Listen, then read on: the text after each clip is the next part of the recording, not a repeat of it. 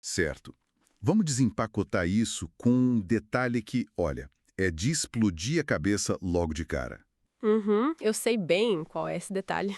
Imagina só receber a tarefa de escrever o código-fonte ideológico para uma nação inteira. A gente está falando de redigir um documento que vai unificar um território politicamente fraturado, causar revoltas, redefinir leis, quase provocar guerras e, no fim das contas, durar séculos. Sim, um peso absurdo nos ombros de alguém. Exato. Agora, imagina receber essa tarefa monumental tendo só 26 anos de idade. É um choque de realidade para qualquer um que estuda a história europeia, né? Porque quando a gente pensa nesses tratados teológicos monumentais que moldaram o continente, a imagem que vem à mente é bem diferente. Velhos de barba branca, né? Mas os autores principais, encarregados de criar a obra que vamos analisar hoje, o Zacarias Ursinos e o Gaspar Olevianos, eles tinham apenas 28 e 26 anos na época. Nossa! Duas mentes na casa dos 20 anos definiram a arquitetura do pensamento de um movimento religioso inteiro. É surreal. É exatamente nesse cenário que a gente mergulha hoje.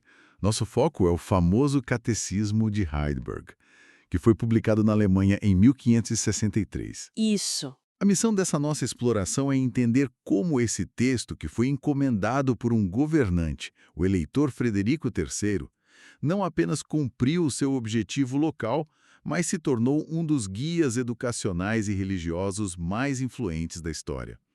Foi traduzido para dezenas de idiomas, adotado internacionalmente. Mas, antes de entrarmos nos detalhes, a gente precisa situar quem nos ouve sobre o terreno em que estamos pisando. E tem uma ressalva crucial aqui. Fundamental, na verdade. Este documento contém afirmações teológicas e visões religiosas extremamente contundentes. Ele foi forjado bem no calor das batalhas da Reforma Protestante. Eles não mediam as palavras, né? De jeito nenhum. Isso significa que o texto traz críticas severas, diretas e implacáveis a outras vertentes do cristianismo, especialmente à Igreja Católica da época. Então é imperativo reforçar para quem acompanha a gente que a nossa análise não atua como um endosso, nem como um repúdio às visões teológicas do texto. Perfeito. A gente está aqui como observador imparcial. Exatamente. Nosso papel é estritamente de investigação imparcial. Vamos dissecar as ideias, o contexto histórico em que nasceram e, principalmente, a genialidade pedagógica que fez esse material sobreviver ao teste do tempo. Feita a ressalva, a gente precisa entender o xadrez político. Esse texto não surgiu no vácuo, né? O Frederico III era um príncipe eleitor. Para quem não está familiarizado com a burocracia lá do século XVI, isso significava que ele era um dos poucos governantes com o poder de eleger o imperador do Sacro Império Romano Germânico. Um cargo de altíssimo poder. Muito poder. Ele governava o Palatinado, uma região incrivelmente rica e estrategicamente vital na Alemanha. Só que o problema é que o Palatinado era um barril de pólvora cultural. Estava dividido entre católicos, luteranos e calvinistas, todo mundo brigando entre si. Como é que se resolve um negócio desses? Então, a abordagem do Frederico foi inovadora, porque ele percebeu que a unificação verdadeira não ia acontecer só construindo muralhas físicas ou usando força militar, sabe? A força bruta não ia mudar o que as pessoas acreditavam. Exato. A infraestrutura que ele precisava construir era invisível. Ele precisava unificar as mentes.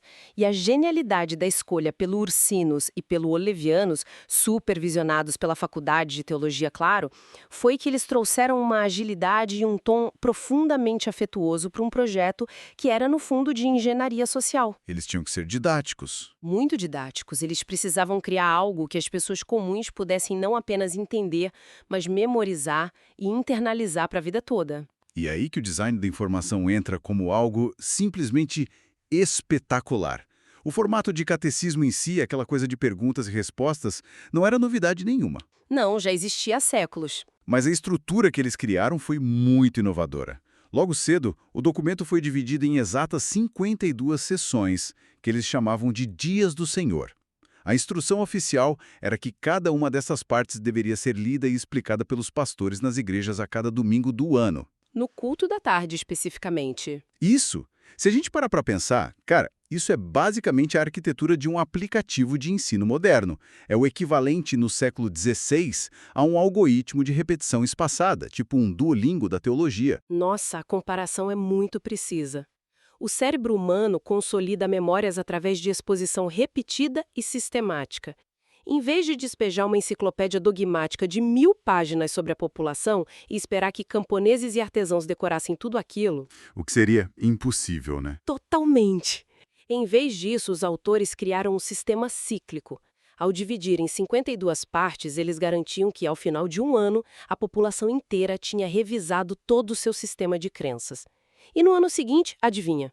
O ciclo recomeçava, tudo de novo. Recomeçava. Isso gerava uma retenção de conhecimento formidável e, do ponto de vista político, tirava o poder daqueles padres locais que costumavam ensinar as próprias versões da religião.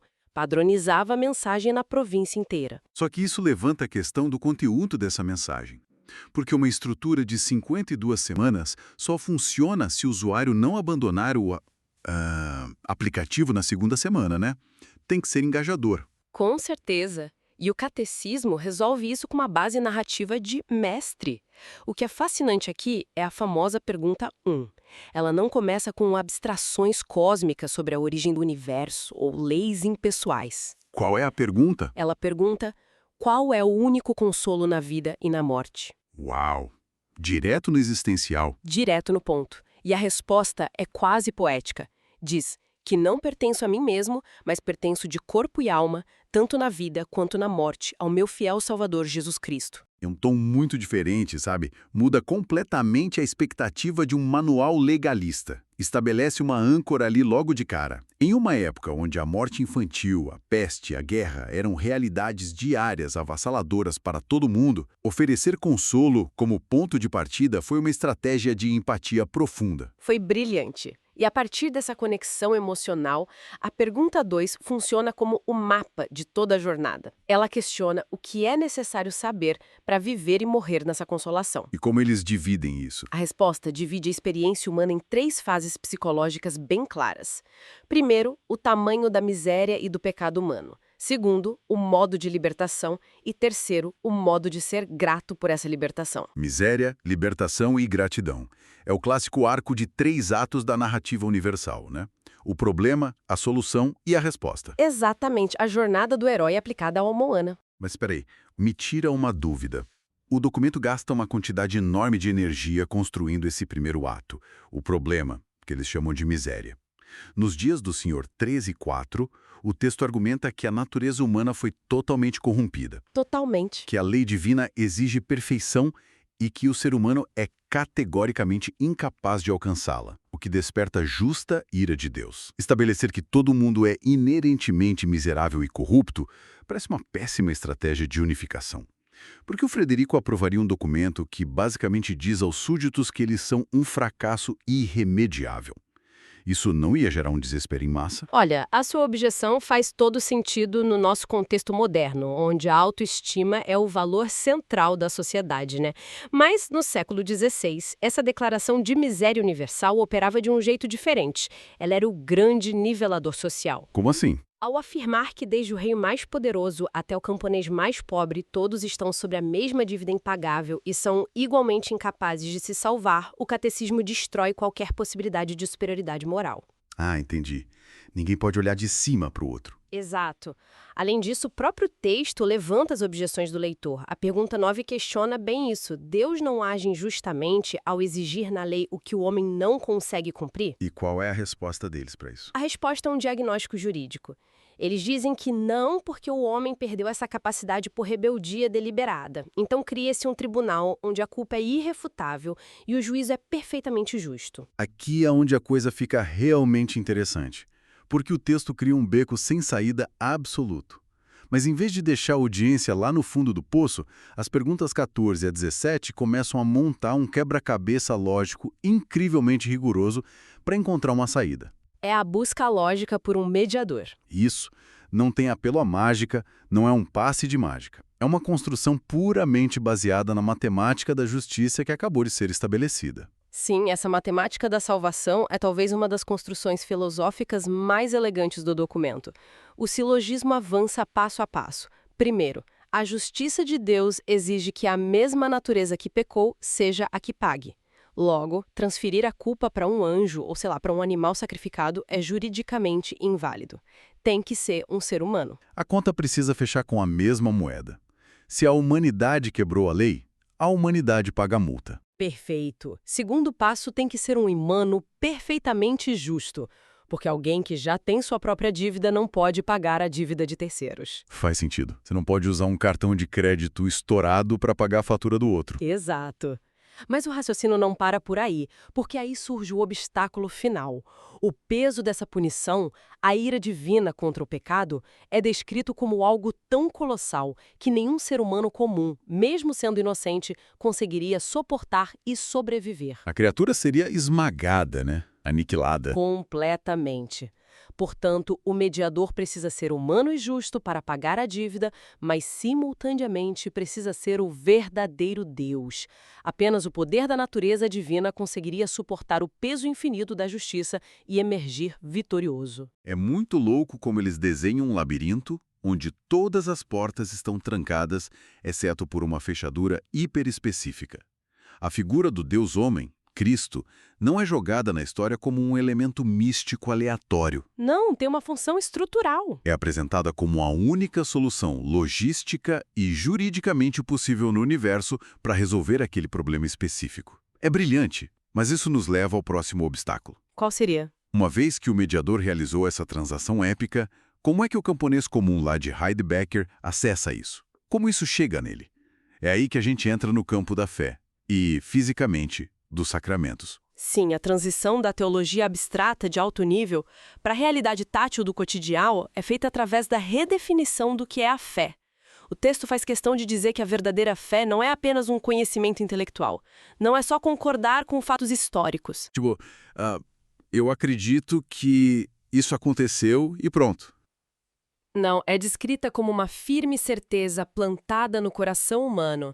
É uma garantia pessoal de que o perdão foi concedido.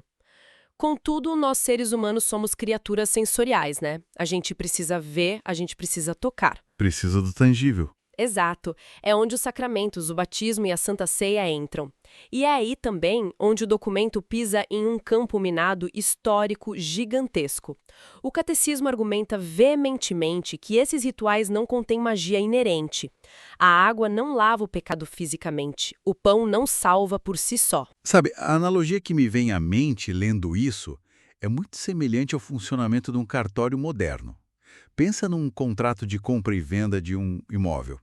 O papel impresso e a tinta do carimbo do tabelião não são um acordo em si. Não, o acordo é abstrato. O acordo é a promessa invisível firmada entre as duas partes. O carimbo não cria o acordo, ele apenas atesta, valida. O catecismo diz basicamente que a água e o pão são como esse carimbo oficial, esses sinais e selos visíveis emitidos pelo divino. É a garantia tangível de que a promessa invisível de perdão é válida e que se pode confiar nela cegamente. A ilustração do tabelião capta perfeitamente a essência dessa doutrina de sinais e selos. E olha, é justamente nessa tentativa de retirar qualquer propriedade mística dos elementos físicos que o catecismo entra em rota de colisão frontal com o império. É aqui que o bicho pega, né? Chegamos à infame Pergunta 80. Este é o ponto onde o documento deixa de ser apenas um guia pastoral bonitinho e se torna um manifesto de guerra política. Sim, o clima fecha totalmente. O Frederico III insistiu pessoalmente na inclusão de um texto que contrastava a ceia do Senhor ensinada ali no Palatinado com a missa do Papa. E a linguagem, nossa, não faz prisioneiros. Eles chamam a prática católica de uma negação do único sacrifício e concluem com os termos idolatria maldita. É uma acusação pesadíssima. Imagino que colocar isso no papel na Alemanha do século XVI não era apenas um debate de ideias de sala de aula. Era quase uma sentença de morte diplomática. Era um ato de alta traição, literalmente. A Paz de Augsburgo, lá de 1555, tinha legalizado apenas o catolicismo e o luteranismo no Império. O calvinismo do Frederico era ilegal. Ele estava operando à margem da lei imperial. Sim, ao publicar um documento oficial que chamava o Ritual Central da Religião do Imperador de Idolatria Maldita, o Frederico estava provocando a fúria do Sacro Império Romano Germânico e da Espanha, que era a superpotência da época. Em 1566, ele foi convocado convocado à Dieta de Augsburgo para responder por esse catecismo diante do próprio imperador. E ele foi. Foi. Ele literalmente arriscou perder o seu território e a sua cabeça. Ele defendeu o documento argumentando que a sua lealdade à sua consciência e às escrituras superava o medo do imperador. E olha, por pouco, muito pouco, ele sobreviveu politicamente. A Pergunta 80 desenhava uma linha intransponível ali nas trincheiras da Reforma. O que mostra que essas palavras não eram teorias de poltrona para eles. Pessoas estavam dispostas a morrer por essa estrutura de pensamento. Sim, o nível de convicção era altíssimo. Avançando por essas trincheiras, o arco narrativo de problema e solução está completo. A dívida impagável foi quitada pelo mediador sem nenhum mérito do devedor. E isso gera o argumento clássico de quem se opunha a essa visão. O famoso e se.